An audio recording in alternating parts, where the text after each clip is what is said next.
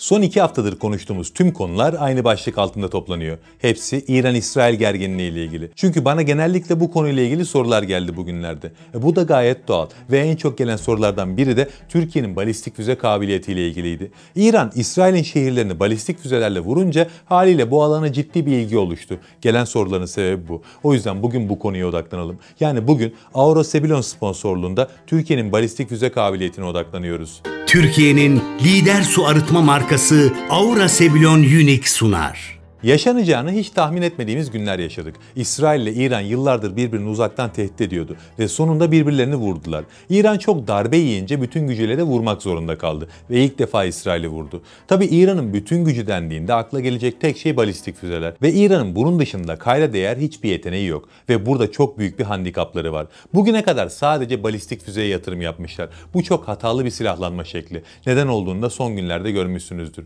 İran balistik füzeleri fırlatıyor, yarısından çoğu havada imha ediliyor. Birkaç tanesi bir yerlere düşüyor. Karşılığında İsrail gelip İran'da istediği her yeri tek tek vurabiliyor. Ve İran'ın kendisini savunacak hiçbir savunma sistemi yok. İşte ortada böyle bir yanlış silahlanma var. Ama genelde insanların ilgisini İran'ın balistik füzeleri çekti. Bu yüzden bana yorumlarda en çok gelen sorulardan biri Türkiye'nin balistik füze kabiliyetinin ne durumda olduğuydu. Yani İran, İsrail'in şehirlerini vurabildi. Peki biz böyle bir durumda bunu yapabilecek miyiz? Bizim böyle bir kabiliyetimiz var mı? Türkiye'nin balistik füze potansiyeli nasıl? Bu süreçte insanların yaptığı en büyük hata balistik füzelere odaklanıp savaşın bir bütün olduğunu unutmak. Ama ona en son değinelim. Şimdi ilk olarak Türkiye'nin balistik füze potansiyelini konuşalım. Tabii ki buna da bu hikayenin geçmişiyle başlayalım. Başlamadan şunu belirteyim. Türkiye balistik füze envanterinin çeşitliliği konusunda İran kadar iyi durumda değil. İran'ın askeri teknolojilerde bizden iyi olduğu tek konudur belki bu. Ama orada da şöyle bir şey var. Türkiye'nin ürettiği balistik füzeler İran'ınkilere göre çok daha gelişmiş.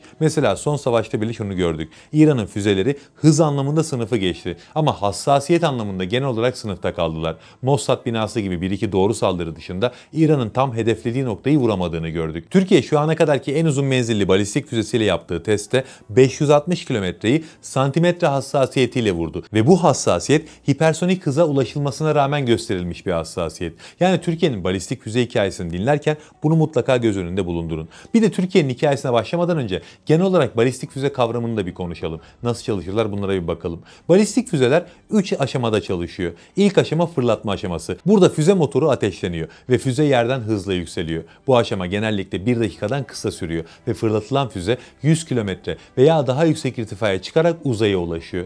Burada ikinci aşama başlıyor ve füze fırlatmada kullanılan motoru bırakıyor. Uzay boşluğunda süzülmeye başlıyor. Yer çekimi ve ivme füzenin yolculuğuna devam etmesini sağlıyor. Bazı balistik füzeler ekstra bir ivme kazanmak için bu aşamada ek bir motor kullanıyor. Uzaydaki bu ilerleme tamamlandıktan sonra 3. aşama başlıyor. Bu aşamaya terminal safhada deniyor. Yani füzenin atmosfere girip hedefine hızla ilerlediği safha. Balistik füzelerin hipersonik hızlarından bahsediyoruz ya, işte o hızlara bu terminal safhada ulaşılıyor. Zaten hipersonik hızlarla hedeflerine ilerliyorlarsa genelde vurulmaları, engellenmeleri pek mümkün olmuyor. Bu füzeler menzillerine göre de 4'e ayrılıyor. Kısa menzilli balistik füzeler 300 ile 1000 km arası menzile sahip oluyor. Orta menzilli balistik füzeler 1000 ile 3500 km arası menzilde oluyorlar. Uzun menzilli balistik füzeler 3500 ile 5500 km arası menzildeki hedefleri vururken 5500 kilometreden fazla menzile sahip olan füzelere de kıtalar arası balistik füze deniyor. Şahsi görüşüm Türkiye'nin ihtiyacı olan kategorilerin kısa ve orta menzil yani 3500 kilometreye kadar olan menzildeki füzelerin olduğu. Bakın 3500 kilometre menzille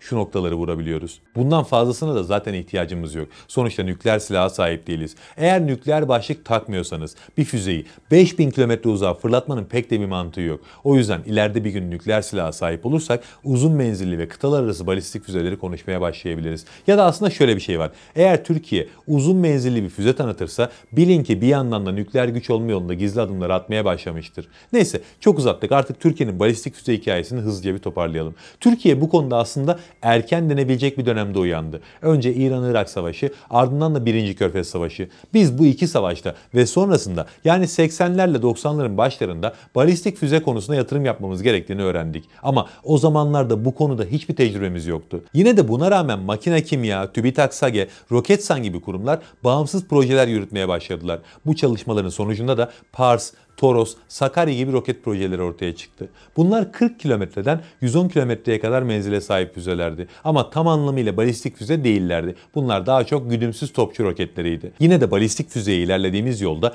önemli çalışmalardı. Tabi bu süreçte bizim balistik füzeye ihtiyacımız da vardı. O yüzden ABD'den Atak-MS sistemlerini ithal ettik. 165 kilometre menzilleri vardı ve isabet hassasiyetleri çok yüksekti. O yüzden bu ithalatla birlikte ilk defa gerçek anlamda balistik füzemiz oldu diyebiliriz. Ayrıca bu süreçte Çin'le ciddi işbirlikleri yapıldı. Bu işbirliklerinin sonucunda mesela kasırga sistemi ortaya çıktı. Kasırganın 100 kilometre menzili vardı ama sapma payı çok yüksekti. Atışlarda 1 kilometreyi bulan sapmalar yaşanabiliyordu. Tabii ki böyle bir füzeyi kullanma şansımız yoktu. Sonradan bu sistemde iyileştirmeler de yapıldı ama Türkiye yönünü artık başka bir sisteme dönmüştü. 1998 yılında Çin'le bir sözleşme imzalandı ve bu sefer Yıldırım füzesi ortaya çıktı. Bu füzeyle birlikte biz ilk defa yerli bir balistik füzeye sahip olmuş olduk. Yıldırım'da uçuş sonrasında ufak çaplı da olsa düzeltmeler yapılabiliyordu. Ama bu rota düzeltmelerine rağmen hedeften sapma mesafesi 150 metreyi bulabiliyordu. Bu da tabii ki yüksek bir hata payı. Nükleer başlık kullanmıyorsanız hassasiyetin 20-25 metre civarında olması gerekiyor. Yıldırım'da bu rakam bunun bir hayli üzerindeydi. Ama yine de Yıldırım o dönem elimizdeki en etkili sistemlerden biriydi. Bu füzeyi Roketsan geliştirdi. Toplam ağırlığı 2100 kilogram ve 480 kilogramlık harp başlığı taşıyabiliyor. Menzili 150 kilometre. Bundan sonra bizim üzerinde esas durmamız gereken sistemlerden biri Bora balistik füze sistemi. Bu füze ilk kez 2017'de İDEF'te sergilendi. Bundan bir yıl önce zaten Sinop'ta test atışı yapılmıştı. 2018'de 280 kilometre ötedeki hedefi noktasal hassasiyetle imha etti. Bu füzenin ihraç edilebilmesi için menzili 280 kilometre olarak ayarlandı. Üzerinde GPS güdümlü sistem var. Sapma payı son yapılan çalışmalarla 10 metreye kadar düşürüldü. 2500 kilogram ağırlığa sahip ve harp başlığı 470 kilogram. Yani kısacası Bora, Türkiye'nin tam anlamıyla etkili bir balistik füze diyebileceğimiz ilk füzesi. Bu füzeyi 2019 yılında Pençe operasyonlarında bile kullandık. Normalde terör operasyonlarında kullanılmaz bu sistemler. Ama Türkiye Bora füzesini ihraç etmek istiyor. O yüzden sahada kendisini göstermesi amaçlanmış olabilir. Çünkü dediğim gibi balistik füzeler çok daha stratejik hedeflere karşı kullanılır normalde.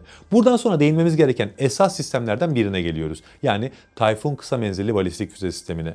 Tayfun, Türkiye'nin esas sıçrama yaptığı sistem. Biz artık Tayfun'la birlikte kısa menzilli balistik füze üreticilerinin arasına girmiş bulunuyoruz. Bu sistemin ilk test atışı 2022 yılında yapılmıştı. İkincisi 2023'te yapıldı. 560 kilometreden hedefi santimetre hassasiyetiyle imha etti. 850 kilometre menzile çok kısa sürede ulaşabileceği biliniyor. Daha da önemlisi Tayfun hipersonik bir füze. Bunun dışında orta menzilli balistik füze çalışmamız da var. Cenk füzesi 1000 kilometrenin üzerinde menzile sahip olacak ve motor gibi kritik bütün alt sistemleri dahil her şeyiyle Roketsan tarafından geliştiriliyor. Özellikleri şu an için kamuoyuyla paylaşılmadı ama yakın zamanda bundan da bir haber alınacağı düşünülüyor. O yüzden hakkında kısıtlı bilgiye sahibiz ama 2023'te bu füze ilk kez görüntülenmişti. Türkiye bu füzeyle birlikte orta menzilli balistik füze alanına ilk defa giriş yapmış olacak. Her şeyini yerli olarak ürettiğimiz için de füze teknolojileri kontrol rejimine takılmıyoruz. Füzenin uç kısmında kanatlar var. Yani buradan yüksek manevra kabiliyetine sahip olacağını kolayca söyleyebiliriz. Daha da önemlisi Türkiye Cenk'te durmuyor.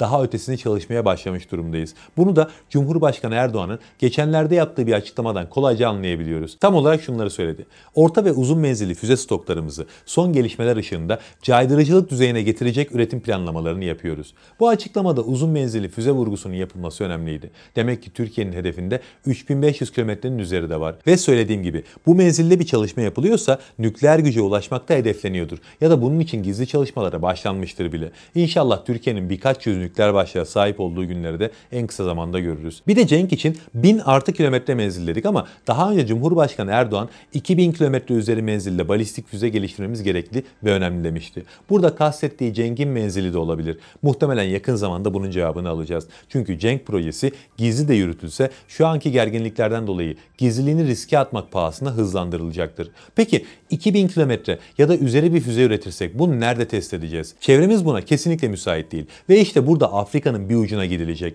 Biliyorsunuz Türkiye Somali ile bir anlaşma imzaladı ve orada bir uzay üssü ve fırlatma tesisi inşa ediyoruz. Bu yatırım ilk açıklandığında bu kadar ekonomik kriz varken ne işimiz var bizim uzay üssüyle gibi saçma sapan eleştiriler yapanlar olmuştu. İşte şimdi bu yatırımın önemini bir kere daha anlamamızı sağlayan bir gelişme yaşıyoruz. Somali okyanus kıyısında bir ülke ve balistik füze testi yapacaksanız size yerleşim yerlerinden uzak güvenli bir yer gerekli. Somali'de inşa edeceğiniz bir test merkezi 2000 kilometre üzeri bir füzeyi test etmek için oldukça müsait. Hatta orada öylesine geniş bir alan var ki 8-10 bin kilometrelik bir balistik balistik füzeyi bile test edebilirsiniz. Yani Türkiye bundan sonraki süreçte binlerce kilometre üzeri menzildeki füzeleri Türkiye'de geliştirecek ve test atışlarını Somali'de yapacak. Neyse yani kısaca Türkiye'nin balistik füze kabiliyetini özetlediğimizde önümüze böyle bir tablo çıkıyor. Türkiye bu konuda olgunluğa ulaşmış mı derseniz hayır. Daha yolun başında olmasak da belki ortalarındayız ya da oraya yakınız. Peki bu İsrail ile olası bir çatışma durumunda çaresiz kalacağımız anlamına mı geliyor derseniz tabii ki hayır. Çünkü bu düşünce İran-İsrail savaşında yaşanan sürecin etkisiyle oluşmuş bir düşünce. Savaşlar,